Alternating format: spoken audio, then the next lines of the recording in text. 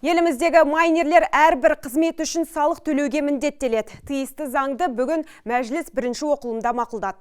Сонымен қандай салық түрлері енгізілмек, майнерлерге міндеттеменің көбеюі электр энергиясының қымбаттауына алып келетіні рас па? Жалпы бізде қанша адам криптовалюта саласында жүр? Жалғас Зейнолла білді.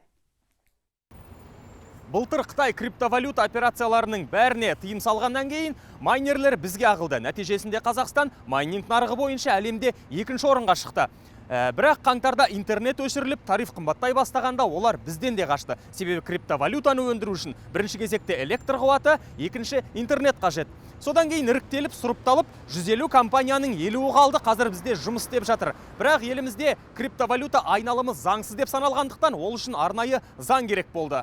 Мы должны разрешить ее обороты. Заңды түрде жұмыс істеу үшін біз оның айналымына рұқсат беруіміз керек. Бірақ жалпы қоғамда ол төлем жүйесі ретінде мойындалмайды. Себебі ұлттық валютамызға кесірін тигізеді. Сондықтан ол халықаралық қаржы орталығының криптобиржасында ғана жұмыс істей алады.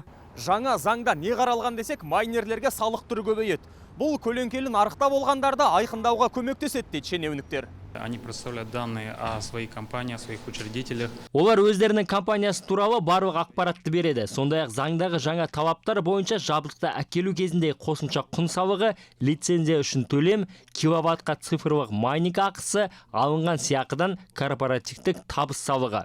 Криптовалюталардағы айырбастау ақысы міндеттеледі. Бейтаныс заттың бәрі қауіпті көрінетіні заңдылық. Біз криптовалютаны қолдауымыз керек пе, жоқ әлде одан қорқуымыз керек пе деп осы саладағы мамандардан сұрадық. Қазір үлкен майнинг компанияларда кем дегенде 100-150 адамнан жұмыс істейді. Әртүрлі кезекпен, түнгі кезек, күндізгі кезек деген сияқты. Ол жерде майнинг компаниялар қаншама адамға жұмыс беріп отыр. Оның үстіне осы ASIC майнерлерді жасау, ремонттау бойынша қаншамалаған жұмыс орындары ашылып отыр. Бұл Қазақстанның экономикасына тек пайдасы болмаса, зияны жоқ деп есептеймін. Зияны тек егер электр энергиясын айтылған, я болмаса белгіленген мөлшерден артық қолданғанда ғана. Майнинг компаниялары қанша табыс тауып жатыр деген сауалға дөп басып жауап беру қиын, себебі ол криптовалютаның құнына байланысты. Мәселен, жалғыз-ақ биткоинді алсақ, оның бағамы күн сайын құбылып жатыр.